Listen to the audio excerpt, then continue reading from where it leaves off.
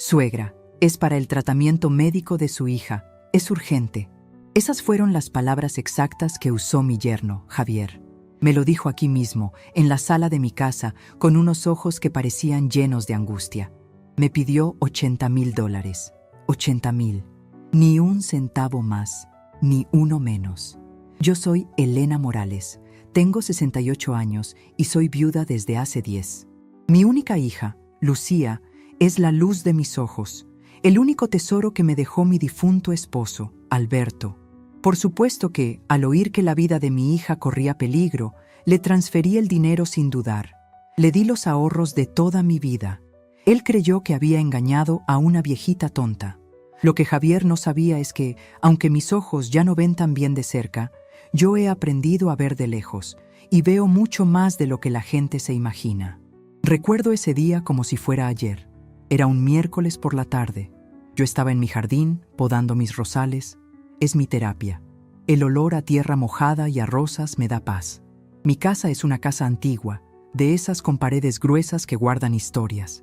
La construimos Alberto y yo con mucho sacrificio. Desde que él faltó, yo me encargo de todo. Vivo de la pensión y de los ahorros que él, tan previsor, me dejó. Javier nunca me gustó del todo. Era demasiado suave, demasiado sonriente. De esos hombres que te dan un abrazo y sientes que te están midiendo la cartera. Pero Lucía estaba loca por él. Se conocieron en la oficina donde ella trabaja de asistente. Él era vendedor. Un vendedor de humo, si me preguntan a mí. Se casaron hace 3 años, en una fiesta bonita que pagué yo, claro. Es para la felicidad de mi hija, me repetía a mí misma. Ese miércoles, Javier llegó sin avisar. Yo entré a la cocina a lavarme las manos, quitándome los guantes de jardinería, y él estaba allí, parado en medio de la sala, pálido. «Javier, qué susto me diste, hijo. ¿Lucía está contigo?»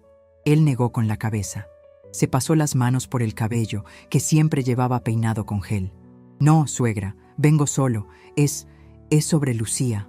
Mi corazón dio un vuelco. Dejé los guantes en el lavaplatos. «¿Qué pasó? ¿Tuvo un accidente?» No, ojalá fuera eso», dijo, y su voz se quebró. Se sentó en el sofá, el que Alberto y yo compramos en nuestra primera Navidad de casados. «Elena, los médicos le encontraron algo, en la sangre. Es algo muy raro, muy agresivo». Sentí que el suelo se me abría. «No puede ser. Hablé con ella esta mañana. Iba camino al trabajo. Ella no lo sabe», susurró Javier, mirándome con esos ojos de perro mojado. «Los médicos me llamaron a mí primero. Quieren hacer un tratamiento nuevo, experimental. Es la única esperanza, pero es en una clínica privada, en el extranjero, y cuesta mucho dinero». Yo me senté frente a Jim. El olor a rosas se había ido. Ahora solo olía el miedo. «¿Cuánto, Javier? Dime cuánto». $80,000, suegra. Tragué saliva. Era casi todo lo que tenía guardado en el banco. El colchón de seguridad que Alberto me había insistido en mantener. «Tenemos que pagarlo esta semana, o pierde el turno», añadió él. Y esta vez, una lágrima de cocodrilo rodó por su mejilla. «Es urgente». «¿Y por qué Lucía no sabe nada?», pregunté, con un hilo de voz. «No quiero asustarla, suegra. Usted sabe cómo es ella de nerviosa. Yo quiero manejar esto, pagar todo, y cuando esté curada, le decimos que fue solo una anemia fuerte. Yo estoy vendiendo mi auto. Pedí un préstamo, pero no me alcanza. Es ahora o nunca». Miré el retrato de mi hija que tengo sobre la chimenea. Su sonrisa. «Mi niña. ¿Qué madre en el mundo dudaría?» «Está bien», le dije. «Te daré el dinero. Por mi hija, lo que sea». «Gracias, suegra. Usted le está salvando la vida», exclamó, levantándose para abrazarme. Su abrazo fue frío. Sentí su reloj caro presionando contra mi brazo. Fui a mi escritorio, saqué la chequera y luego recordé que era más rápido una transferencia. Él, muy amablemente, me ayudó con la computadora. Me dio los datos de una cuenta. «Es la cuenta de la clínica, en el extranjero», explicó. Yo, ciega de pánico, le transferí el dinero sin dudar. $80,000. «No le diga nada a Lucía, por favor», me rogó en la puerta. «Déjeme manejarlo a mí. Se lo juro por su hija, se lo pagaré todo de vuelta. No te preocupes por pagarme, Javier. Solo sálvala». Él se fue, y yo me quedé temblando en la sala. Esa noche no dormí. Pasó un mes que se sintió como un año. Yo hablaba con Lucía todos los días. La notaba cansada, sí, pero ella decía que era por el trabajo. Mami, Javier está rarísimo, me dijo un día por teléfono. ¿Raro cómo, mi amor? No sé, distante y al mismo tiempo muy generoso. El otro día me llegó con unos aretes de perlas finísimos. Le pregunté de dónde sacó el dinero y me dijo que había cerrado un gran negocio. Por fin, ojalá así podamos empezar a ahorrar para nuestra casa. Yo colgué el teléfono con una sensación extraña. ¿Un gran negocio? ¿Acaso el tratamiento había sido más barato? Javier no me había vuelto a mencionar el tema. Cuando yo le preguntaba por la salud de Lucía, él solo decía: va perfecto, suegra. Esas medicinas son milagrosas. Pero, shh, recuerde, es nuestro secreto. La verdad explotó una noche de martes. Eran casi las 2 de la mañana y yo no podía dormir. Daba vueltas en la cama, pensando en mis ahorros perdidos, pero rezando para que mi hija estuviera bien. Me levanté a prepararme un té de tilo. Mientras el agua hervía, agarré mi tableta, esa que mi sobrina me regaló para mantenerme conectada. Abrí esa cosa que llaman redes sociales. A veces miraba las fotos de mis sobrinos nietos. No sé cómo llegué allí, pero de pronto vi una foto sugerida. Era de una mujer que yo no conocía. Una muchacha rubia, con el cabello muy batido y un vestido rojo que apenas le tapaba nada. Estaba en un lugar lleno de luces brillantes, como en las películas, y al lado de ella, abrazándola por la cintura, estaba mi yerno Javier. Estaban en Las Vegas. La foto era clarísima. Detrás de ellos había un cartel luminoso de un casino. Javier no se veía preocupado, no se veía como un hombre cuya esposa estaba en un tratamiento de vida o muerte. Se veía feliz, radiante. Sostenía un trago en la mano y sonreía a la cámara, mientras la mujer rubia le daba un beso en la mejilla. El hervor del agua me sobresaltó. Apagué el fuego. Mis manos no dejaban de moverse. Temblé de rabia. Un frío helado me subió por la espalda, pero mi cara ardía. Hice clic en el perfil de la mujer. Se llamaba Kendra Deluxe. Su perfil estaba abierto, lleno de fotos. Vi otra foto. Javier y ella, en lo que parecía la habitación de un hotel de lujo. Una cama redonda, botellas de champaña. La fecha de la foto, de hacía 2 semanas. Exactamente una semana después de que le di mi dinero. Y luego vi el comentario de la tal Kendra, debajo de la foto de Las Vegas. Mi rey a Javier Mendoza me trata como a una reina. Gracias por el viaje de nuestros sueños. A reventar la tarjeta. Casi dejo caer la tableta. El tratamiento médico urgente. La clínica en el extranjero. La sangre agresiva de mi hija. $80,000. Me apoyé en el mesón de la cocina. Sentí unas náuseas terribles. Corrí al baño y devolví el té. Me miré al espejo. La mujer que me devolvía la mirada tenía los ojos rojos, la piel pálida y el cabello revuelto. Parecía una bruja. Lloré. Lloré de rabia. Lloré de impotencia. Lloré por mi hija, tan ciega, tan enamorada de un monstruo. Lloré por mí, por haber sido tan estúpida. Le había entregado el trabajo de toda la vida de mi Alberto a un ladrón, pero mientras me secaba las lágrimas con rabia, la tristeza se fue, y en su lugar quedó algo duro, algo frío, como un pedazo de hielo en el estómago.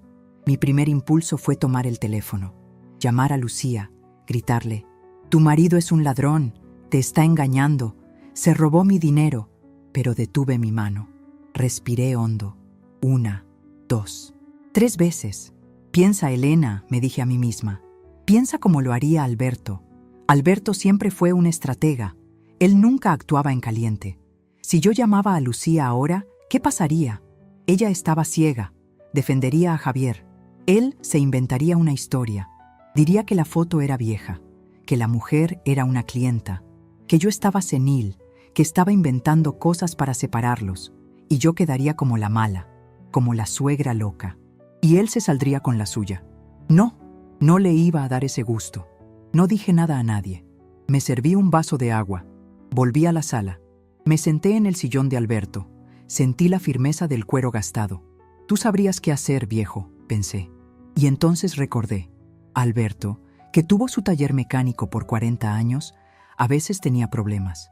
Empleados que robaban herramientas, clientes que no querían pagar, Y él tenía un contacto, un hombre que hacía averiguaciones. Fui a mi escritorio, el mismo donde hice la transferencia. Abrí el último cajón, el que guardo bajo llave. Saqué la vieja agenda de teléfonos de Alberto. Olía a él, a cuero y a un leve toque de grasa de motor. Busqué en la letra G. Allí estaba. Guzmán, investigaciones. Me quedé mirando el número por un largo rato. El sol estaba a punto de salir. Los pajaritos empezaban a cantar en mi jardín, ajenos a la tormenta que se había desatado en mi casa. Limpié la cocina. Me di una ducha fría. Me vestí. A las 8 en punto de la mañana marqué el número. Investigaciones Guzmán. ¿En qué puedo servirle?, contestó una voz profesional y seca. Buenos días, dije, y me sorprendió lo firme que sonaba mi voz. Hablo de parte de Alberto Mendoza. Soy su viuda, Elena Morales. Hubo un silencio corto. Señora Mendoza, qué gusto. Bueno, qué sorpresa. Lamento mucho lo de Alberto. Un gran hombre, un gran cliente. ¿En qué puedo ayudarla? Necesito contratar sus servicios. Es un asunto personal, muy delicado. Requiere absoluta discreción. Usted diga, señora, la discreción es nuestro apellido. Contraté un detective privado. Le expliqué la situación. Le envié las fotos de la tal Kendra. Le di los datos de la transferencia bancaria. Quiero saber todo, le dije al señor Guzmán. Quiero saber quién es esa mujer. Quiero saber en qué se gastó cada centavo de mis $80,000. Quiero pruebas de la infidelidad. Y quiero pruebas de que el tratamiento médico de mi hija nunca existió. Las quiero en papel, con fotos, con fechas. Será un placer, señora Mendoza. Empezamos hoy mismo. Ese domingo, como todos los domingos, Lucía y Javier vinieron a almorzar. Javier entró sonriendo, como siempre. Me dio un beso en la mejilla. Suegrita, qué bien huele. Hizo mi plato favorito, el estofado. Claro, hijo, le dije sonriéndole de vuelta. Mi sonrisa se sentía como una máscara de yeso. Lucía me abrazó. Mami, te ves pálida. ¿Dormiste bien? Solo un poco de jaqueca, mi amor. Nada de qué preocuparse. Nos sentamos a la mesa. Serví el estofado. Javier comía con ganas. Y dime, Javier, empecé casualmente mientras cortaba mi carne. ¿Cómo va todo con la salud de Lucía? ¿El tratamiento? Él casi se atora. Me miró. Luego a Lucía, que estaba distraída mirando su teléfono. Ah, eso, dijo en voz baja. De maravilla, suegra. Los médicos están impresionados. Dijeron que la medicina nueva funcionó a la perfección. Ya está fuera de peligro. ¡Qué alivio!, dije, mirándolo fijamente a los ojos. ¡Qué alivio tan grande! $80,000 bien invertidos, ¿no te parece? Él sostuvo mi mirada por un segundo. Vi un destello de nervios, pero lo ocultó rápido con una sonrisa. Así es, suegra, valió cada centavo. Usted es un ángel. Yo solo asentí y seguí comiendo. Él pensaba que el juego había terminado, que había ganado, pero yo sabía la verdad. El juego apenas comenzaba, y yo no iba a parar hasta verlo caer. Iba a esperar el momento justo. Sabía que un hombre como Javier no podía mantener su mentira por mucho tiempo. Lucía, tarde o temprano, descubriría la infidelidad. Y cuando mi hija viniera a mí llorando, yo no solo tendría un hombro para ofrecerle, tendría un arsenal. Estaría lista para mostrarle que el tratamiento médico nunca existió y en qué se usó realmente el dinero de su padre. Decir que Javier era un descarado era poco. Era un artista del engaño. Pero yo, Elena Morales, a mis 68 años, estaba a punto de redescubrir que también era una artista, solo que de otro tipo, el arte de la paciencia. La paciencia de una jardinera que sabe exactamente cuándo una mala hierba ha echado raíces demasiado profundas y debe ser arrancada de golpe. Esperé una semana eterna. Cada vez que sonaba el teléfono, mi corazón saltaba. Cada vez que mi hija Lucía me llamaba para contarme que Javier había llegado tarde por el trabajo, yo apretaba los dientes y decía, pobrecito, mi amor, debe estar agotado de gastarse mis ahorros, pensaba yo. Finalmente, el señor Guzmán me llamó. No me dio detalles por teléfono, solo dijo, señora Mendoza, tengo el informe preliminar. ¿Nos podemos ver donde mismo? Donde mismo era una cafetería del centro, de esas de antes. Se llamaba El Mirador. Tenía sillas de metal, mesas de fórmica que imitaban madera y un olor permanente a café fuerte y pan tostado. Era el lugar perfecto, porque a nadie le importaba quién eras. Llegué 5 minutos antes. Pedí un café cortado. El señor Guzmán llegó puntual. Es un hombre que no llama la atención. Usa pantalones de vestir grises, una camisa sencilla y unos zapatos que han visto mejores días.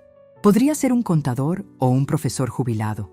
Nadie pensaría que se dedica a hurgar en la basura de la gente. «Señora Elena», me saludó, sentándose frente a mí.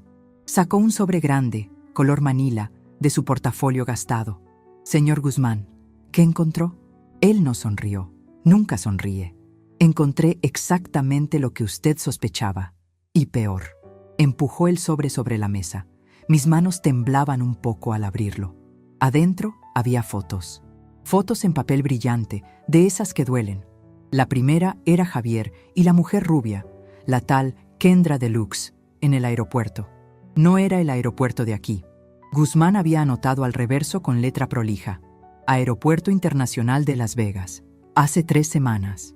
Él le dijo a su hija que iba a una conferencia de ventas en Monterrey, ¿correcto?, preguntó Guzmán. Correcto, susurré. Pasé a la siguiente foto. Javier y ella, riendo a carcajadas en la entrada de un hotel que brillaba como si estuviera hecho de oro. El Caesars Palace. Reservaron la suite Emperador, dijo Guzmán, como si leyera una lista del supermercado. 4 noches, $2,000 la noche. Sentí un sabor amargo en la boca. $2,000. Alberto y yo ahorramos 6 meses para cambiar el techo de la casa. Seguí mirando. Había fotos de ellos cenando, comprando. Javier sostenía bolsas de tiendas con nombres que yo ni podía pronunciar.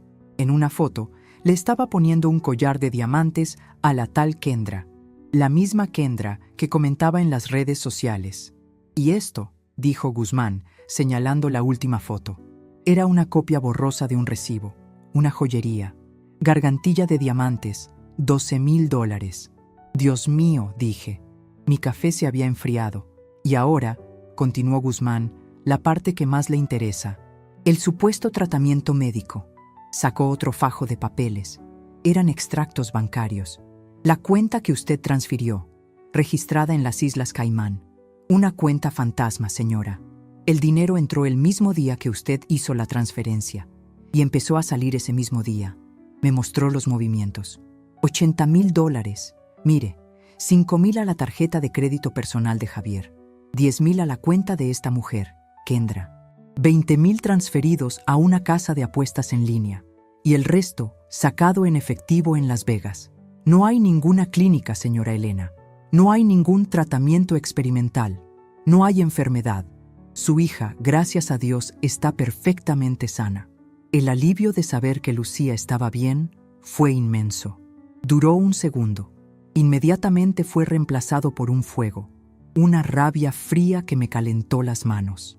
Le mintió sobre la salud de su propia esposa, dijo Guzmán. Usó la enfermedad de su hija para sacarle el dinero. Quiero que siga investigando, le dije, y mi voz sonó dura, diferente. Quiero saber todo sobre esa mujer.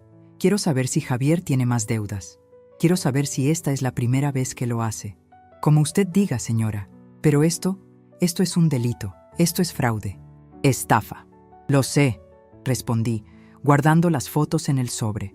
Pero todavía no es el momento. Él cree que soy una vieja tonta. Y por ahora, quiero que siga creyéndolo. Me levanté, le pagué el café al señor Guzmán y salí de la cafetería. El sol de la mañana me dio en la cara, pero yo sentía un frío profundo. Llegué a mi casa. El silencio era total. Fui directo al pequeño escritorio de Alberto. Estaba en un rincón del garaje, donde él solía llevar las cuentas de su taller mecánico. Hacía años que no abría esos cajones. Abrí el primero. Estaban sus herramientas de precisión, limpias, ordenadas. En el segundo estaban los libros de contabilidad. Saqué uno. Era un cuaderno grande, de tapa dura y negra. Lo abrí. La letra de Alberto era fuerte, clara. Llevaba el registro de cada tornillo, cada cambio de aceite, cada pago. Yo solía ayudarlo con esto las noches de los domingos. Yo era buena con los números. Había olvidado cuánto me gustaba. Javier pensaba que yo era solo una señora que cocinaba estofado y cuidaba rosas. Había olvidado, o nunca supo, que yo llevé la contabilidad de un negocio próspero durante 30 años. Había olvidado que yo negociaba con los proveedores, que yo lidiaba con los bancos, que yo sabía cuándo un empleado nos estaba robando. Mientras pasaba las páginas, recordé un incidente. Un mecánico, uno nuevo, que empezó a robar refacciones. Alberto lo descubrió, y yo recordé lo que Alberto me dijo esa noche, mientras tomábamos café. La gente que engaña siempre deja rastro, Elena. Siempre. Son codiciosos, pero también son descuidados. Creen que todos los demás son más tontos que ellos. Solo hay que saber leer los rastros. Javier había dejado un rastro de $80,000. Este fue mi poder redescubierto. No era dinero, no eran propiedades, era mi mente, una mente que Javier había subestimado por completo. Él me vio como una figura maternal, un cajero automático emocional. No me vio como una igual. No me vio como la mujer que había construido una vida desde cero junto a un hombre trabajador. Me senté en el viejo taburete de madera de Alberto. Olía a grasa y a trabajo honesto. Y me puse a pensar. Durante años, desde que Alberto murió, me había puesto el traje de viuda. La viejita. Era más fácil. La gente no espera mucho de una viejita. Te dejan en paz. Te cuidan a veces, pero sobre todo te ignoran. Te vuelves invisible. Javier había contado con mi invisibilidad. Había contado con mi dolor de madre. Recordé el día de su boda con Lucía. Mi hija estaba preciosa, radiante, y Javier dio un discurso. Tomó el micrófono y mirándome dijo: «Suegrita Elena, usted no pierde una hija, usted gana un hijo. Y yo le juro, delante de todos, que cuidaré de Lucía como Alberto la habría cuidado. La trataré como a una reina». ¡Qué hipócrita! ¡Qué mentiroso! Las lágrimas que yo lloré ese día fueron de emoción. Ahora, al recordarlo, eran de pura rabia. Él no trataba a Lucía como reina.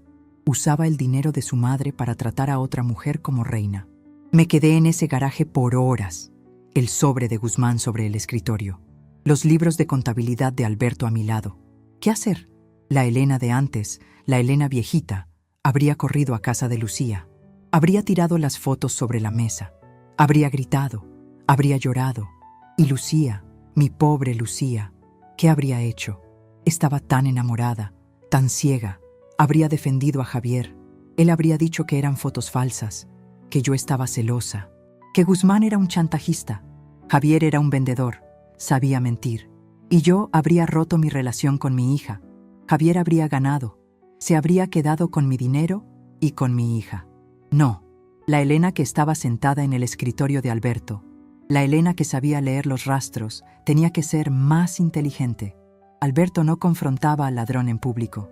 Primero, reunía las pruebas. Segundo, cortaba el acceso. Tercero, lo exponía cuando ya no tenía escapatoria. Mi plan tenía que ser impecable. Javier no podía ser el único en caer. La tal Kendra, que se reía de él en las redes sociales, también tenía que saber con quién se había metido. Pero lo más importante era Lucía. Tenía que protegerla. Ella no merecía esto, pero tampoco merecía vivir una mentira. El teléfono de la casa sonó, sacándome de mis pensamientos. Era Lucía. «Mami, ¿cómo estás?» Su voz sonaba alegre, como siempre. «Bien, mi amor. Aquí, revisando unos papeles viejos de tu papá. ¿Y tú? ¿Cómo va todo?» «Ay, mami, súper. Javier me acaba de dar otra sorpresa. Me regaló un viaje. Dice que cerró otro negocio grandísimo y que nos vamos a Cancún el próximo fin de semana». Cancún. El descaro. Seguramente con el dinero que le quedaba de mis ahorros. «Qué bueno, hija», logré decir. Mi mano apretaba el borde del escritorio de Alberto. «Sí, estoy tan feliz, aunque la verdad lo he notado tan estresado y muy raro con su teléfono. Lo esconde, se va a hablar a otra habitación. Dice que son clientes importantes, pero no sé, a veces me da mala espina». Ahí estaba, la primera grieta. Lucía no era tonta, solo estaba enamorada. «Bueno, mi amor, los negocios de ventas son así. Mucha presión», le dije, manteniendo mi voz calmada. La voz de la viejita comprensiva. «Sí, supongo. Oye, mami, ¿Javier te ha devuelto algo del dinero que le prestaste para, ya sabes, para mi tratamiento?» Casi me caigo del taburete. ¿Tú sabes lo del tratamiento?», pregunté, tratando de sonar sorprendida. Ay, mami, claro que sí. Javier me lo contó todo anoche. Me dijo que estaba muy enfermo, algo de la sangre, y que tú habías sido un ángel. Que le diste $80,000 para la clínica en Suiza. Mami, nos salvaste. Por eso está tan generoso. Dice que se sacó un peso de encima y que los nuevos negocios están fluyendo. Sentí que el aire me faltaba. El desgraciado ni siquiera había mantenido el secreto. Ahora estaba usando la mentira para cubrir sus gastos. Había hecho cómplice a mi propia hija de su estafa. Él me lo contó llorando, mami, continuó Lucía. Me dijo que te lo iba a devolver todo, que no me preocupara, que eres la mejor suegra del mundo. Sí, mi amor, lo hice por ti, dije. No te preocupes por el dinero ahora, solo disfruta tu viaje a Cancún. Gracias, mami, te quiero. Te dejo, que Javier me está llamando. Colgó. Me quedé mirando el teléfono. Esto era peor de lo que pensaba. Javier no solo me robó. Estaba construyendo un castillo de mentiras alrededor de mi hija, usándome a mí como cimiento. Ahora el plan tenía que cambiar. Ya no podía esperar a que Lucía descubriera la infidelidad. Javier la tenía controlada con la mentira de la enfermedad. Tenía que actuar, pero tenía que ser una bala de plata. Un solo disparo. Tomé el teléfono y volví a marcar el número de Guzmán. Señor Guzmán, soy Elena. Necesito más. El informe de Las Vegas es perfecto, pero ahora necesito algo que él no pueda negar. Necesito el rastro del dinero desde las Islas Caimán hasta la joyería y el hotel. Y necesito que investigue a la clínica en Suiza que él le mencionó a mi hija. Quiero un papel oficial de esa clínica que diga que Lucía Mendoza nunca ha sido paciente y que ese tratamiento no existe.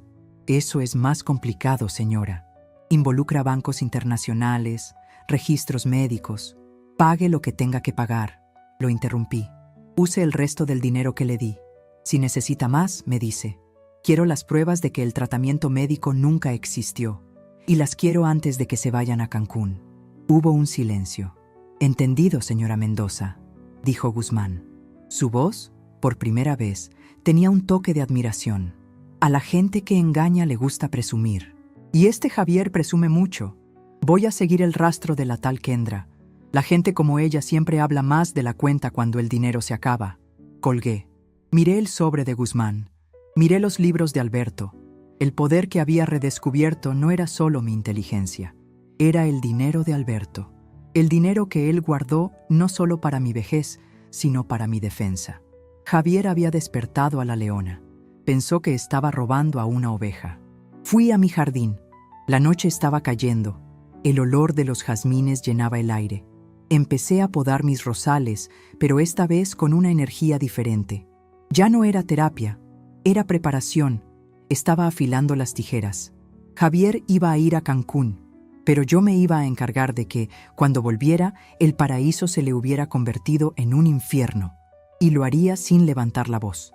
Lo haría como lo hacía Alberto, con los papeles sobre la mesa. La verdad era mi única arma, y el informe de Guzmán sería la munición. El viaje a Cancún estaba programado para el viernes. Yo tenía menos de 4 días. 4 días para ejecutar un plan que había pasado 30 años aprendiendo sin saberlo. Alberto, mi difunto esposo, siempre me decía: Elena, en el taller la peor herramienta es el martillo. Si tienes que usar el martillo, es porque no supiste usar el destornillador. Javier se iba a enfrentar a mi destornillador. Mi primer movimiento fue estratégico. No podía simplemente llamar a Lucía y soltarle la bomba. Ella estaba bajo el hechizo de ese hombre. Tenía que hacer que ella viera, no que yo le contara. Decidí usar mi máscara de viejita a mi favor. Ese martes por la tarde, horneé un pastel de elote. Hice un café colado, de ese que huele a hogar. Puse todo en una canasta y me aparecí sin avisar en el departamento de ellos. Era la primera vez que lo hacía. Yo siempre fui una suegra respetuosa de los espacios. ¡Mami! ¡Qué sorpresa!, dijo Lucía abriendo la puerta. Llevaba ropa de casa. ¡Pasa, pasa! ¡Qué rico huele! ¡Ay, mi amor! Un antojito, dije entrando. El departamento de ellos era todo lo contrario a mi casa. Mi casa huele a madera, a guisado, a rosas. El de ellos olía a nuevo, a limpio, pero sin vida. Como un catálogo. Javier salió de una habitación, secándose el cabello con una toalla. Cuando me vio, su sonrisa se apretó. No le gustaban las sorpresas. «Suegra, qué milagro, nos hubiera avisado. Estábamos por salir a ver unas cosas para el viaje». «Ay, no sean malos, no les quito ni 10 minutos», dije con mi voz más dulce. «Solo les traje este pastelito y quería preguntarles algo. Es que, con la emoción del viaje, se me ocurrió». Lucía servía el café, feliz. «Dinos, mami, ¿quieres que te traigamos algo de Cancún?» «No, mi amor, gracias», dije, sentándome en su sofá blanco, que se sentía tieso. «Es sobre el tratamiento. Javier». Me giré hacia él. Él sostenía su taza, pero no bebía. Estaba yo pensando en esa clínica de Suiza. Qué maravilla que te curaron a mi hija tan rápido. Fíjate que mi comadre Berta, la del mercado, tiene un sobrino con algo parecido en la sangre. Y yo pensé, pues con lo bien que les fue, a lo mejor ellos también pueden. La sonrisa de Javier se congeló. Vi cómo sus ojos se movieron rápido, buscando una salida. Esta era una pregunta que no había preparado. «Ah, suegra, es que…», tartamudeó. Es un nombre muy complicado. Es en alemán y es carísimo, usted sabe. No creo que…». «Ay, sí, hijo. $80,000, ¿cómo olvidarlo?», lo interrumpí con una risita. «Pero la salud no tiene precio. Mira, no te preocupes. Cuando tengas tiempo, solo anótame el nombre del doctor y de la clínica en un papelito. Yo le digo a Berta que espere. Con una recomendación tuya, seguro los atienden». Lucía nos miraba, sin entender la tensión. «¿Verdad, mi amor? Qué buena idea, mami. Hay que pasar el dato». Javier tuvo que tragar saliva y sonreír. «Claro, claro, suegra. Yo lo busco. Lo debo tener en mis correos. Ahora sí, si nos disculpa, tenemos que…». No, ya me voy. Solo una cosita más, hija», le dije a Lucía, mientras me levantaba. La abracé en la puerta, asegurándome de que Javier no oyera. «Cuídate mucho en ese viaje y cuida el dinero. Tu papá, que en paz descanse, siempre decía, no gastes hoy lo que vas a necesitar mañana. Con ese dineral que se fue en el tratamiento, es mejor apretarse el cinturón un poquito. No vaya a ser la de malas». Solté la semilla. Vi la cara de Lucía cambiar. La preocupación pasó por sus ojos. Ella sabía que los aretes caros y el viaje a Cancún no cuadraban con un gasto médico de $80,000. Pero amaba tanto a Javier que seguro se tragó sus dudas. Esa noche, Javier no me mandó el nombre de la clínica. Por supuesto que no. La confusión de Javier era mi primera victoria.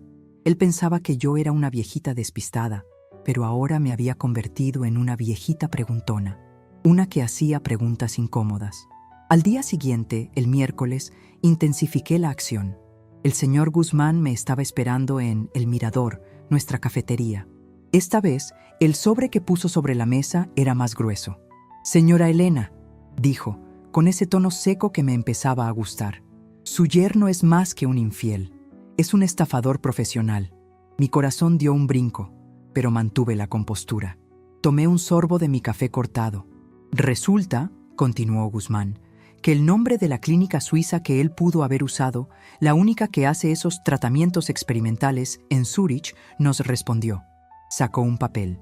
Era un correo electrónico impreso con el logo oficial de la clínica. Estaba en inglés, pero Guzmán había subrayado la parte importante y la había traducido al pie de página. «Confirmamos que no tenemos registro de ninguna paciente con el nombre de Lucía Morales o Lucía Mendoza. Además, no hemos recibido fondos del señor Javier Mendoza». «Él inventó todo», susurré. No era una pregunta, era una afirmación. «Todo, señora, pero hay más. La tal Kendra Deluxe, ella no es solo una amante, es su socia. Mire esto». Sacó una serie de documentos que parecían balances. Javier no cerró un gran negocio. A Javier lo despidieron de su trabajo hace 2 meses, por irregularidades financieras, o sea, por ratero. Sentí que el aire me faltaba. Mi hija, mi pobre Lucía, estaba casada con un criminal. Los $80,000 no eran para un viaje de lujo, explicó Guzmán. El viaje fue un capricho, un festejo. El dinero era su fondo de escape. Estaba planeando irse del país. Lo de Las Vegas fue solo una parada para recoger a la mujer. ¿Irse del país? ¿Con Lucía?, pregunté, aterrada. No lo creo, señora. Mire este extracto. $10,000 fueron a la cuenta personal de Kendra y otros 30,000 están en una cuenta nueva, solo a nombre de Javier Mendoza, una cuenta que abrió la semana pasada. Él estaba vaciando sus cuentas compartidas con su hija. Me apoyé en el respaldo de la silla. Iba a huir. Iba a dejar a Lucía sola, endeudada y con el corazón roto, después de robarme el patrimonio de mi esposo.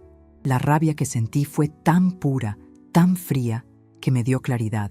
¿El viaje a Cancún es el viernes?, preguntó Guzmán. Sí, respondí. No creo que vaya a usar su pasaporte real. Seguramente es su plan de fuga. Salir como turista y no volver. Ahora el tiempo corría en mi contra. Ya no era un asunto de dinero. Era un asunto de salvar a mi hija. Tomé una decisión. Ya no podía esperar a que Lucía abriera los ojos. Tenía que arrancarle la venda yo misma. Esa tarde, me senté en el escritorio de Alberto en el garaje. Saqué una caja vieja, una caja de zapatos que guardaba bajo llave. Adentro no había joyas, había papeles, los papeles de la casa, las cuentas de ahorro que me quedaban y el testamento de Alberto. Mientras los revisaba, preparé mi siguiente movimiento. Iba a fingir una emergencia. Esa noche esperé hasta las 10. Sabía que Lucía estaría en casa. Marqué su número. «Bueno», contestó. Sonaba cansada. «Lucía, mi amor», empecé a toser. Una tos seca, fingida, que me salió bastante bien. «Mami, ¿qué tienes? ¿Estás bien?» «No sé, hija. Estaba en el jardín, regando. Y creo que resbalé. Me caí. Estoy en el porche. No me puedo levantar. Me duele mucho la cadera». Escuché el pánico en su voz. «Voy para allá. Voy a llamar a Javier y pedimos una ambulancia». «¡No!», grité, quizás demasiado fuerte. «No, mi amor. No llames a Javier. Está ocupado con su viaje. No quiero preocuparlo. Tú solo ven. Creo que solo fue el golpe. Ayúdame a entrar». «Pero mamá, ven sola, Lucía. Por favor, rápido». Colgué. Sabía que mi hija manejaría como loca. Tenía 20 minutos. Fui al garaje, al escritorio de Alberto. Saqué la botella de coñac que él guardaba en el cajón de abajo para las ocasiones especiales. Vertí un poco en un vaso y mojé el piso del porche, cerca de la maceta que tropecé. Luego, tomé el sobre grande de Guzmán, el que tenía las fotos de Las Vegas, los extractos bancarios de Kendra, el correo de la clínica suiza, y lo puse en el cajón del escritorio donde estaba el coñac. Lo puse encima de todo. Imposible no verlo. Me senté en el sillón de la sala y esperé. Escuché el chirrido de las llantas de Lucía. Entró corriendo, sin aliento. «Mamá, ¿dónde estás?» «Aquí, hija, en la sala». «Ay, creo que estoy bien», dije, levantándome con un quejido. Solo fue el susto. Ella corrió a abrazarme. Estaba pálida. «Me diste un susto de muerte. ¿Segura que estás bien? ¿Te golpeaste la cabeza?» No, solo la cadera. Pero ya se me pasó. Ay, mi amor, con el susto se me bajó la presión. ¿Sabes qué? Sírveme un traguito de ese coñac de tu papá, el que guarda en su escritorio, en el garaje, el que dice reserva especial. Eso me va a calentar el cuerpo. «¿Coñac, mamá? ¿Tú nunca tomas?» «Hoy sí, mi amor. Ándale, yo te espero aquí». Lucía me miró raro, pero obedeció. «Está bien. No te muevas». La vi caminar hacia el garaje. Mi corazón latía tan fuerte que pensé que se me saldría del pecho. Conté los segundos. 1, 2, 3. Silencio. Luego, escuché un sonido que nunca olvidaré. No fue un grito, fue como si se le saliera todo el aire de golpe. Un «oh». Esperé. Pasó 1 minuto. 2. El silencio era total. Me levanté, caminando normal. Ya no necesitaba fingir. Fui al garaje. Lucía estaba de rodillas en el piso de cemento. El sobre de Guzmán estaba abierto. Las fotos de Javier y Kendra en Las Vegas estaban esparcidas a sus pies. La foto del collar de diamantes. La foto de ellos besándose en la entrada del hotel de lujo. Tenía las manos en la boca. Estaba temblando. «Mamá», susurró sin mirarme. «Mamá, ¿qué es esto?» Me paré frente a ella. Tomé el taburete de madera de Alberto y me senté. «Es la verdad, hija», le dije, con la voz más suave que pude. «Es el tratamiento médico por el que me pediste dinero». Ella levantó la vista. Sus ojos estaban llenos de una confusión que me partió el alma. No, mami, estos deben ser montajes. Javier me lo puede explicar. Él me dijo que fue a Monterrey. Él me dijo que yo estaba enferma. Sigue leyendo, Lucía. Con manos temblorosas, agarró el correo de la clínica suiza. Lo leyó en voz alta. No tenemos registro de ninguna paciente. Su voz se quebró. Agarró los extractos bancarios. Vio la transferencia de $80,000. Vio la salida de $10,000 a la cuenta de Kendra Deluxe. Vio los gastos en el Caesars Palace. «Nos robó», dijo Lucía. La palabra salió seca, sin lágrimas. Él me usó. Usó mi supuesta enfermedad para robarte tu dinero. Sí, dije. El viaje a Cancún, los aretes, todo es con tu dinero, gritó y golpeó el piso. Todo este tiempo me ha estado mintiendo en la cara. Y entonces su teléfono sonó. Los dos vimos la pantalla. Era Javier. El nombre brillaba. Mi amor. Lucía estaba paralizada por el llanto y la rabia. Dejó que sonara. Sonó 1, 2, 3 veces. Javier insistía. Lucía no podía hablar. Yo tomé el teléfono. Deslicé el dedo y contesté. Mi amor, dijo la voz alegre de Javier al otro lado. Estoy terminando de empacar. ¿Ya le diste las buenas noches a tu mamá? Acuérdate de traer tu pasaporte, reina. Hubo un silencio. Yo no dije nada. Solo respiré. Lucía, amor, ¿estás ahí? Su voz cambió. Ya no era alegre, sonaba alerta. No soy Lucía, Javier, dije. Mi voz sonó como una piedra. Escuché cómo tragaba saliva al otro lado de la línea. Suegra, ¿pasó algo? ¿Lucía está bien? Lucía está ocupada, respondí. Está aquí, en el garaje de su papá, revisando unos papeles. Son los recibos de tu viaje a Las Vegas y la carta de la clínica en Suiza, donde dicen que mi hija nunca estuvo enferma. Silencio total. Un silencio que gritaba. Javier, el gran vendedor, se había quedado sin palabras. Pude oír su respiración agitada. Suegra, usted no entiende. Eso es un error. Elena, me está tendiendo una trampa. ¿Una trampa?, pregunté. Tú me pediste $80,000 para salvarle la vida a mi hija. Yo te di el dinero, y tú te lo gastaste con otra mujer en Las Vegas. Eso no es una trampa, Javier. Eso se llama ser un desgraciado.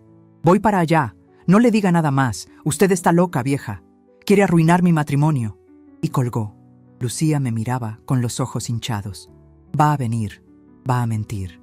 Va a decir que tú nos quieres separar. Lo sé, dije, levantándome del taburete. Y va a llegar en 10 minutos. ¿Qué vamos a hacer, mamá? Voy a llamar a la policía, dijo ella, buscando su teléfono. Todavía no, la detuve. Si llamamos ahora, él dirá que es un pleito familiar por dinero. Se irá, y no lo volveremos a ver. No. Fui al escritorio de Alberto. Abrí el último cajón. Saqué el último informe de Guzmán. El que yo no le había mostrado a Lucía. El que hablaba del fraude en su antigua empresa. Él cree que viene a discutir sobre una infidelidad. Cree que es tu palabra contra la mía, le dije a mi hija. Pero él no sabe que la fiesta se le acabó. Escuchamos el auto de Javier frenar bruscamente afuera de la casa. La puerta del coche se azotó con furia. Mamá, tengo miedo, susurró Lucía. Yo también, le dije. Pero él nos tiene más miedo a nosotras. Quédate aquí. Caminé hacia la entrada de la casa. Javier entró sin tocar. Venía rojo de furia. «Elena, ¿dónde está mi esposa? ¿Qué demonios le metió en la cabeza?», gritó señalándome con el dedo. «Baja la voz, Javier.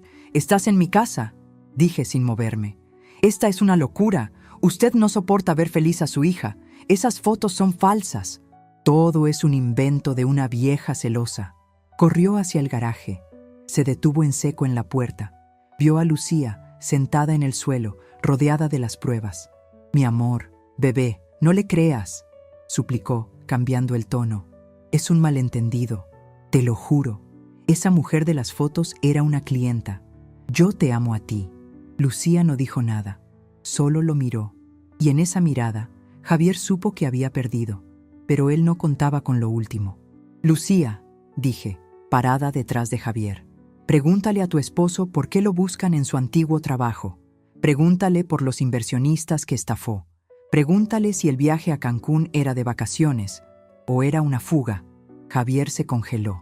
Se giró lentamente para mirarme. Su rostro ya no era de rabia. Era blanco, pálido de terror. Había subestimado a la viejita. Había olvidado que yo sabía contar. Y ahora, él sabía que yo había contado toda su historia. Javier se quedó mudo. La sangre desapareció de su rostro. Ya no era el vendedor estrella, el yerno encantador.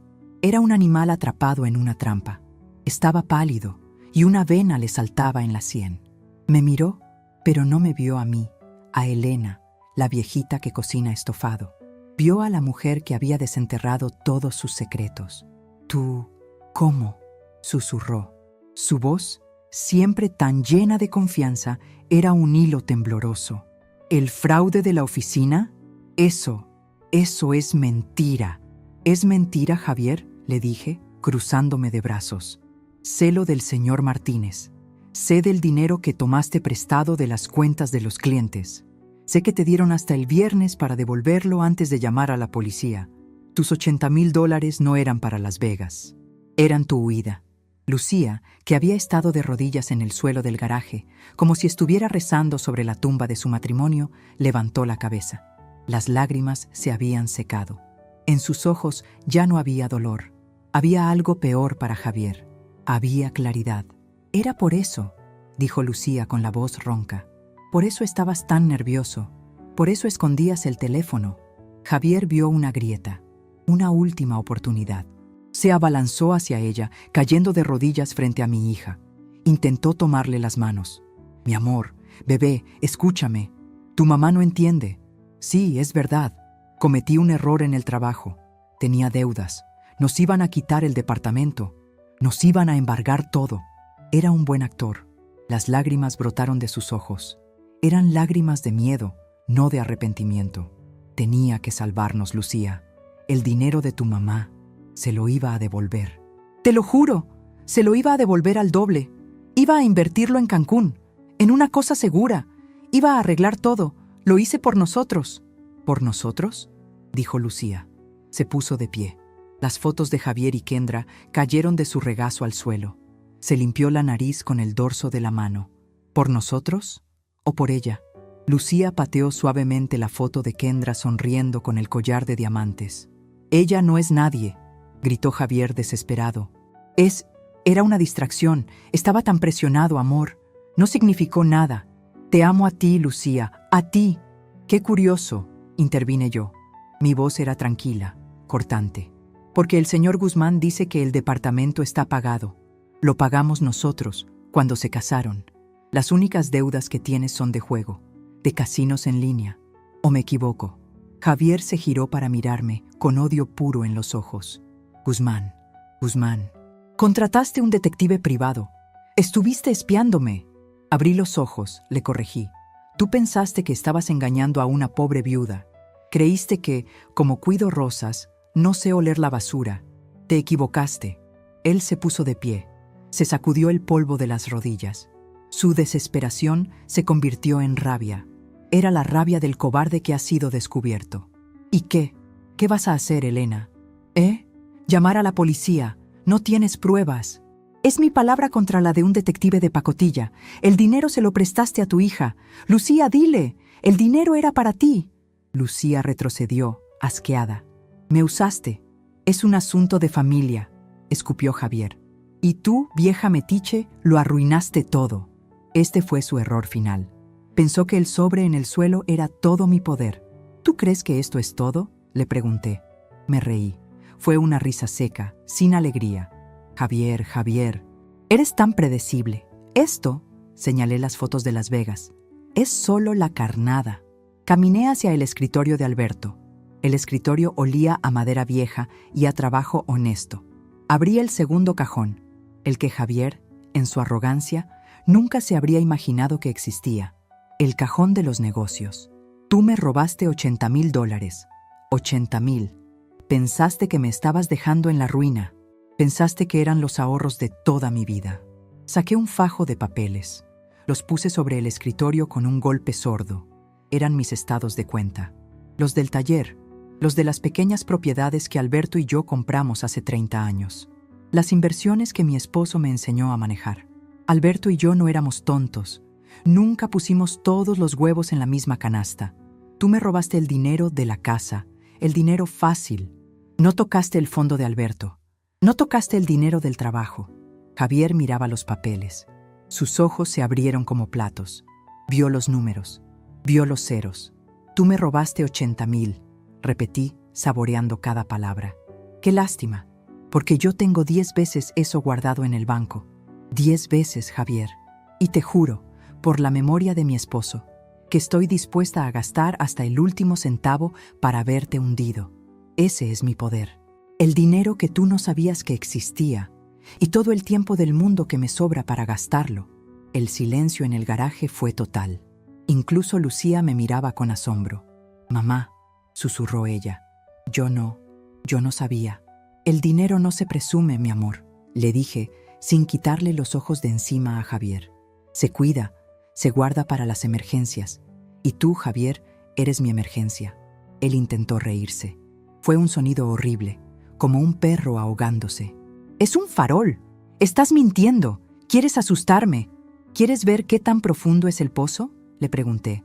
«Porque el señor Guzmán no solo investigó tu pasado, investigó tu futuro». Tomé mi teléfono. El teléfono que Javier creía que yo solo usaba para ver fotos de mis sobrinos nietos. «El señor Martínez, de tu antigua oficina, está esperando mi llamada para poner la denuncia formal. Los otros inversionistas a los que estafaste también. Pero ellos no son los importantes. La importante es ella». Busqué un número en mis contactos. Lo puse en altavoz. El teléfono sonó una vez, 2 veces. «Bueno», contestó una voz de mujer.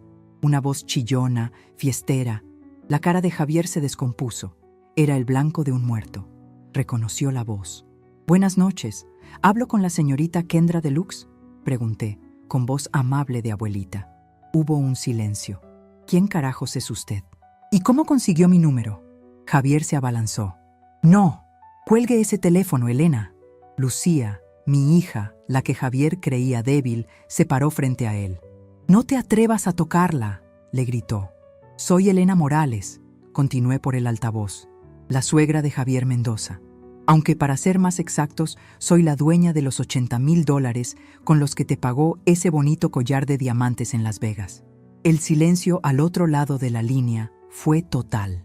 «Solo te llamo para darte una mala noticia, querida», dije. «El viaje a Cancún se cancela. Javier tuvo un imprevisto. Y creo que la policía va a querer hablar contigo muy pronto. Hay una cosa fea que se llama recibir bienes robados. Es un delito, ¿sabías?». «¿Qué?», gritó Kendra. «¿Policía? No. Ese imbécil me dijo que el dinero era de él. Me dijo que era una herencia. Me dijo que su esposa se había muerto y que usted, la suegra, le estaba dando el dinero porque estaba senil». Miré a Lucía. Vi el dolor final. La última puñalada. Javier no solo la había engañado, la había borrado, la había matado en su historia. «¿Muerta?», gritó Lucía, mirando a Javier. «Pues fíjate que no», le dije a Kendra por el teléfono. «Ni la esposa está muerta, ni la suegra está senil. Y estamos las dos aquí, muy enojadas. Te sugiero que cooperes. El señor Guzmán, mi investigador, te llamará en 5 minutos. Él te explicará tus opciones. Si yo fuera tú, tomaría la llamada». Colgué el teléfono. Javier se derrumbó. Literalmente. Cayó al suelo, sentándose sobre sus talones. Se llevó las manos a la cabeza. Estaba acabado. Su amante lo había traicionado en 30 segundos. Su plan de fuga estaba arruinado. Y su esposa y su suegra sabían toda la verdad. «Me arruinaste», sollozó. «Me arruinaste la vida». «Tú te arruinaste solo, Javier», le dije. «Usaste la mentira de una enfermedad. Jugaste con la vida de mi hija para robarme. Eso no tiene nombre y no tiene perdón». Lucía se acercó a él. Estaba temblando, pero de rabia. «Te lo di todo, Javier. Mi amor, mi confianza, mi familia. ¿Y tú le dijiste a esa mujer que yo estaba muerta?». «No, Lucía, mi amor. Ella entendió mal». «Yo te lo juro», suplicó, arrastrándose por el suelo del garaje. «Cállate», dijo Lucía. Su voz era hielo. «No quiero volver a oír tu voz nunca más. Toma tus cosas. Lárgate de mi departamento. Lárgate de mi vida». Él vio una última, diminuta luz. Si Lucía lo echaba, él podía escapar. Podía correr. Sí, mi amor, sí, lo que tú digas. Me voy, nunca me volverás a ver. Pero no llames a la policía, por favor. Piedad, Lucía. Arreglémoslo. Es un asunto de familia. Se equivoca, dije yo desde la puerta del garaje. Ya no es un asunto de familia, es un asunto de justicia. Javier me miró, confundido. Él no se va a ir a su departamento a empacar, Lucía, le dije a mi hija. Él se va a ir con ellos. Caminé hacia la puerta principal de mi casa. La abrí. En mi porche, bajo la luz amarilla, había 2 policías uniformados. Detrás de ellos, con su portafolio en la mano, estaba el señor Guzmán. Javier oyó los radios de los policías. Se puso de pie de un salto. El terror puro se apoderó de su cara. «No, Elena, no. No puede hacerme esto», gritó corriendo hacia mí. «Oficiales», dije, haciéndome a un lado para dejarlos pasar. «Gracias por venir tan rápido. Este es el hombre del que le hablé, Javier Mendoza. Me estafó $80,000. Y este», señalé a Guzmán, que entraba detrás de ellos, «es el hombre que tiene todas las pruebas que necesitan». «¡Vieja desgraciada!», gritó Javier. «¡Me engañaste!». Uno de los policías, un hombre alto y serio, se acercó a él. «Señor Mendoza, va a tener que acompañarnos». «No pueden arrestarme. Es mi suegra. Está loca. Quiere destruir mi matrimonio». El policía miró a Lucía, que seguía parada en la entrada del garaje, pálida pero firme. «Señora, ¿usted es la esposa?». Lucía asintió. «¿Usted desea presentar cargos también? ¿Amenazas? ¿Violencia?», preguntó el oficial. Lucía miró a Javier. Vio al hombre que amó, al hombre que le mintió sobre su propia muerte, al hombre que le robó a su madre. «Quiero que se lo lleven», dijo Lucía. «Quiero que pague por lo que hizo». Esa fue la última palabra. Los policías tomaron a Javier por los brazos. Él no peleó. Se desinfló como un globo. Mientras lo sacaban esposado de mi casa, la casa que construí con Alberto, sus ojos se encontraron con los míos. No había arrepentimiento, solo odio. «Me la vas a pagar, vieja», siseó. Yo solo lo miré. «Ya pagaste, Javier, y con intereses». Cerré la puerta. El sonido del cerrojo echándose fue el sonido más dulce que había escuchado en meses. Mi hija se derrumbó en mis brazos, llorando por fin, pero eran lágrimas de liberación. El veneno había salido. Yo había protegido mi casa, había protegido a mi hija. Me llamaste vieja, me llamaste loca, me subestimaste. Pero las viejas no solo cuidamos rosas, también sabemos exactamente cuándo y cómo usar las espinas. Cuando la puerta se cerró y las luces rojas y azules de la patrulla desaparecieron calle abajo, la casa quedó en un silencio que zumbaba. Era un silencio diferente al que yo estaba acostumbrada. Ya no era el silencio de la soledad, era el silencio del vacío, el silencio que queda después de que se saca la basura. Mi hija, mi pobre Lucía, se quedó parada en medio de la sala. Parecía una estatua. Había llorado tanto en el garaje que ya no le quedaban lágrimas. Estaba pálida, temblando, y me miraba como si yo fuera una extraña. «Mamá», susurró con la voz rota, «el dinero, el que mi papá te dejó, ¿es verdad? Tú tienes...». «Tenemos, mi amor», la corregí, acercándome a ella. «Tenemos, y siempre lo hemos tenido. Tu papá era un hombre que creía en el trabajo, no en la apariencia». Lucía se derrumbó, pero esta vez no fue en mis brazos. Se sentó en el sofá, el mismo donde Javier se había sentado a mentirme sobre la enfermedad. Se cubrió la cara con las manos. «Soy una estúpida», dijo, ahogando un sollozo. «Soy una estúpida, una ciega, una idiota. ¿Cómo pude no verlo? Me dijo que estaba muerta, mamá. Le dijo a esa mujer que yo estaba muerta». Esa era la herida más profunda. No era el dinero, ni siquiera era la infidelidad en Las Vegas, era el desprecio. Era el saber que para el hombre que ella amaba, ella era tan insignificante que podía borrarla con una mentira. Fui a la cocina. Puse la tetera en el fuego. El sonido del gas encendiéndose fue el primer sonido normal en horas. Le preparé un té de manzanilla con un chorrito de miel. Se lo llevé. Sus manos temblaban tanto que tuve que ayudarla a sostener la taza. «No eres estúpida, Lucía», le dije sentándome a su lado. «Eres una mujer buena. Tienes un corazón limpio. Y la gente con corazón limpio no espera la maldad. La culpa nunca es del que confía, mi amor. La culpa es del que traiciona esa confianza. Pero viví con él 3 años, mamá. Comí en la misma mesa, dormí en la misma cama. ¿Y nunca vi al monstruo que era? El amor nos pone una venda en los ojos, hija. Y a veces, esa venda es tan calientita y tan cómoda que no queremos quitarla.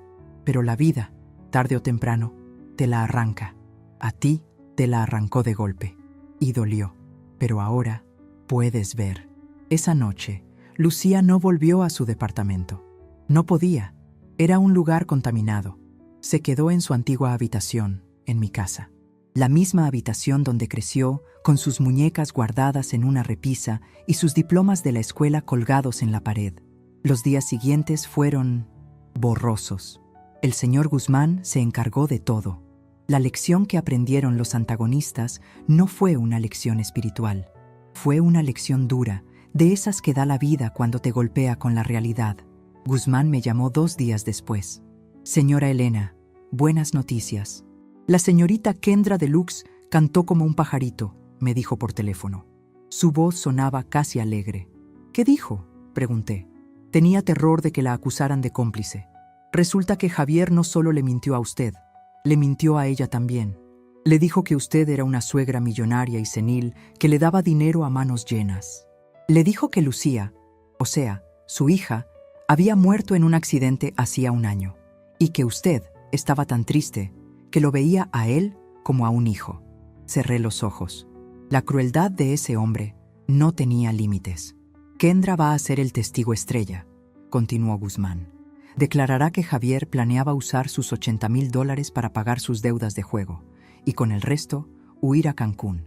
Con ella, claro. Iba a dejar a su hija, Lucía, aquí, para que enfrentara a los otros inversionistas que él estafó en su trabajo. El plan de él era desaparecer. ¿Y el collar de diamantes? ¿El dinero?, pregunté. El collar lo entregó. Lo tenemos como prueba. Y el dinero que él le transfirió a ella lo gastaron casi todo. Pero lo que importa es el testimonio. Entre la denuncia de la empresa por fraude y la denuncia suya por estafa agravada, Javier no verá la luz del sol en mucho tiempo. Subestimó a la persona equivocada, señora Mendoza. Colgué. Javier aprendió su lección. Aprendió que el mundo no está lleno de tontos. Aprendió que a veces la viejita a la que crees estar engañando es 1000 veces más lista y más poderosa que tú. Su arrogancia fue su ruina. En cuanto a Lucía, su lección fue más dura. Ella se mudó oficialmente a mi casa. Empacamos sus cosas del departamento en silencio. Cada foto de ella y Javier sonriendo, cada regalo que él le dio, lo metimos en cajas negras de basura. No donamos nada. Lo quemamos todo en el patio trasero. Vimos cómo las cenizas de esos 3 años de mentira se elevaban en el aire de la tarde. Lucía lloró mucho, pero un día, 1 semana después, la encontré en el garaje. Estaba sentada en el taburete de Alberto, mirando los libros de contabilidad del taller. «¿Cómo lo hiciste, mamá?», me preguntó. Su voz era diferente. Ya no era la voz de una víctima. Era la voz de alguien que busca respuestas. ¿Hacer qué, mi amor? Saber del dinero, saber cómo manejarlo. Papá siempre me decía que yo era la princesa de la casa. Nunca me habló de cuentas, nunca me habló de inversiones. Me trató como a una niña. Me senté a su lado. Olía a madera y a aceite, el olor del trabajo de su padre. Tu papá te amaba, Lucía, y quería protegerte del mundo. Ese fue su único error. Él y yo éramos un equipo. Él era las manos que arreglaban los motores. Yo era la cabeza que arreglaba los números. Él ganaba el dinero y yo lo hacía crecer. Pero los dos olvidamos enseñarte a ti cómo hacerlo. Saqué los libros. Le mostré el primero. Mira, aquí empecé. Año 1985. Compramos esta casa. Y con lo que sobró, compramos un terrenito a las afueras. Nadie lo quería. Era pura piedra.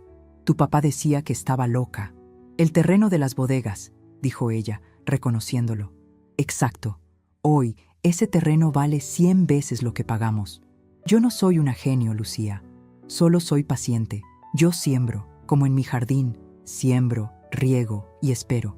A veces tarda 30 años en dar flor, pero cuando da, es una flor que nadie te puede quitar. Ese día, empezamos nuestra propia transformación. Lucía inició los trámites de divorcio. Javier, desde la cárcel, intentó detenerla. Le mandó cartas llenas de súplicas, luego de amenazas, luego de más súplicas. Lucía las leyó y luego me pidió que le enseñara a usar mi computadora. Se metió a estudiar. Primero, un curso de finanzas personales por internet. Luego, uno de administración de pequeños negocios. Cada mañana, mientras yo regaba mis rosas, ella se sentaba en la mesa de la cocina con su café y sus libros. El juicio de Javier fue rápido.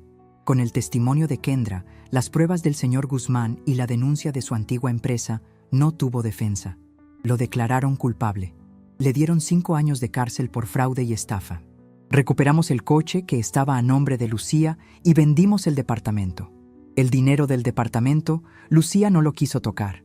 «Es dinero sucio, mamá», me dijo. «No, mi amor», le respondí. «Ese dinero es tuyo. Es el resultado de tu dolor. Y ahora vas a hacer lo que yo hice. Lo vas a sembrar». Pasó un año de curación, un año donde mi hija dejó de ser la princesa y se convirtió en la socia. Un día estábamos en el jardín. Era primavera. Las rosas estaban espectaculares. «Mamá», dijo Lucía limpiándose el sudor de la frente, «estaba trasplantando unas petunias. Odio mi trabajo, odio ser asistente, odio servirle café a hombres que se creen más listos que yo». «¿Y qué quieres hacer?», le pregunté. Ella sonrió. Era la primera sonrisa verdadera, una que le llegaba a los ojos, que yo le veía en más de un año. «Quiero hacer esto», señaló el jardín, «pero hacerlo bien. Quiero usar el dinero del departamento. Quiero usar este jardín, que es tan grande.